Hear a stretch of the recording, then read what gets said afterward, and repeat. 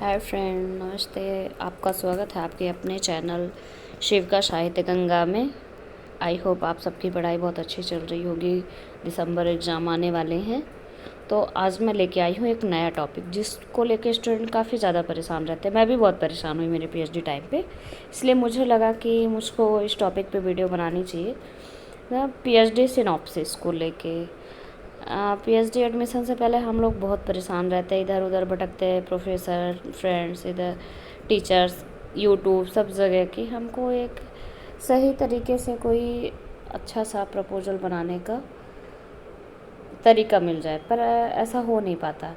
पर फाइनली मैंने कोशिश की है कुछ सरल शब्दों में और सरल तरीके से आपको पीएचडी सिनॉप्सिस तैयार करने का तरीका बताने के लिए। तो बिना टाइम बर्बाद किए चलिए हम आगे बढ़ते हैं और देखते हैं। चलिए, पीएचडी करने से पहले हम एक छोटा सा सिनॉप्सिस शोध प्रारूप हमें तैयार करना होता है। उसमें हम अपना टॉपिक सिलेक्ट करते हैं, जिस भी टॉपिक पे हमें पीएचडी करनी होती है, और फिर उसको हम एक फॉर्मेट में तैयार करके कॉलेज पे इंटरव्यू के टाइम पे लेके जाते हैं। तो सबसे पहले हमें एक टॉपिक सिलेक्ट करना होता है, शीर्षक, और सेकंड ऑप्शन हमें उसकी प्रस्तावना लिखनी होती है या भूमिका कह सकते हैं। फिर शोध के उद्देश्य, शोध की प्रासंगिकता, शोध की सीमा, शोध प्रविधि, शोध साहित्य की समीक्षा, अध्याय विभाजन, उपाध्याय विभाजन और उपसंहार। और प्रस्तावना बनाने से पहले हमें कुछ चीज़ों का ध्यान रखना चाहिए जिससे हमारे प्रपोजल रिजेक्ट नहीं हो, फर्स्ट टाइम पे ही एक्सेप्ट हो जाए कॉलेज में।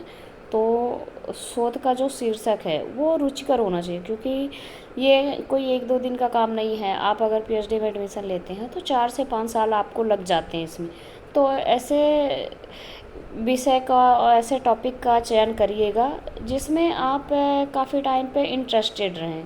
ऐसा ना हो कि फिर कुछ दिन करने के बाद आपको बोरियत महसूस होने लगे और आपको अजीब सा लगने लगे, आप उसको छोड़ने का मन करे। तो इसलिए आप जो भी टॉपिक चुनिए अच्छा रुचिकर रखिए जिसमें आपका इंटरेस्ट हो।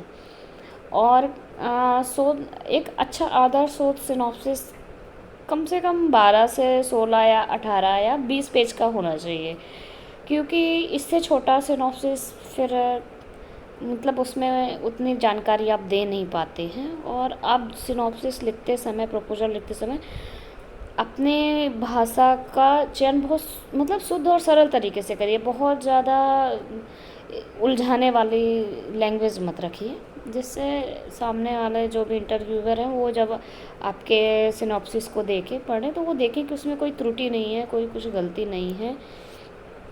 और इसका फर्स्ट चैप्टर चलिए हम आज देखते हैं। मैंने एक छोटा सा टॉपिक रखा है, शीर्षक, शायद इससे आपको समझने में ज़्यादा आसानी हो। शीर्षक है हिंदी महिला कहानीकारों का आलोचनात्मक अध्ययन। आप अपने हिसाब से टॉपिक रख सकते हैं, मैंने बस एग्जाम्पल के लिए रखा है। उसके बाद आप अपने विश्वविद्यालय का लोगो दीजिए, या आप जहाँ से भी टाइपिंग कराते हैं वहाँ लोगो आपको मिल जाएगा। और आप अपने यूनिवर्सिटी का नाम लिखिए, ईयर लिखिए, और आप अपना नाम लिखिए, शोधार्थी यानी आपका जो भी नाम है। उसके बाद आप अपने टॉपिक की प्रस्तावना तैयार करिए। प्रस्तावना तैयार करते समय आपको अपने विषय का अर्थ समझाना है, उसकी परिभाषा लिखनी है, भूमिका लिखनी है, और आप जिस विषय पे सिनॉप्सिस तैयार कर रहे हैं, जिस विषय पे आपका पीएचडी शोध करना चाह रहे हैं आप, उसके बारे में पहले आप जिस भी लेखक, लेखिका, काव्य, कहानी या जो भी टॉपिक आप उठा रहे हैं उसमें जो भी मौजूद विषय वस्तु है आप उसके बारे में थोड़ा सा लिखिए।